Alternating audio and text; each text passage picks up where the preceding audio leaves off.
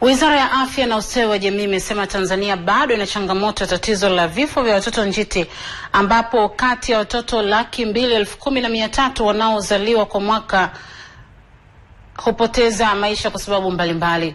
Watoto hao wanadaiwa kupoteza maisha ndani ya wiki 4 za kwanza baada ya kuzaliwa, tofauti na watoto waliozaliwa kwa wakati ndani ya wiki 37. Joyce Nsima ana taarifa zaidi. Akitaja sababu zinazosababisha vifo vya watoto hao ni pamoja na ukosefu wa vifaa vya kuhifadhiwa baada ya kuzaliwa katika hospitali mbalimbali nchini.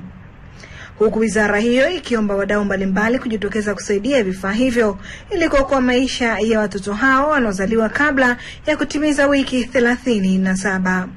Nilisema ukichukua watoto 10 waliozaliwa hai, kati ya wale watoto 10 mmoja atakuwa amezaliwa na uzito chini ya kilo 2 na gramu 5. Au tunalo tatizo.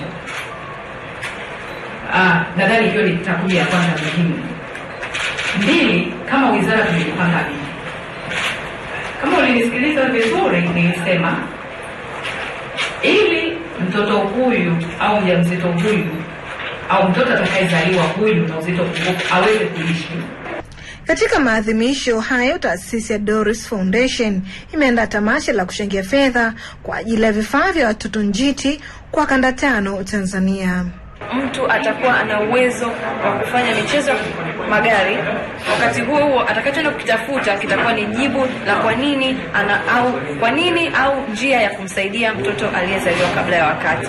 Kama Watanzania, naomba nitoe wito, tuchangie kwa uwezo wetu katika kila hali na mali, tuwasaidie watoto. Katika tamasha hilo la kuchangia vifaa vya kuhifadhia watoto njiti baada ya kuzaliwa, wasanii nchini wamefanikiwa kutunga wimbo wa pamoja kwa ajili ya kuhamasisha jamii kujitokeza kuchangia shughuli hiyo.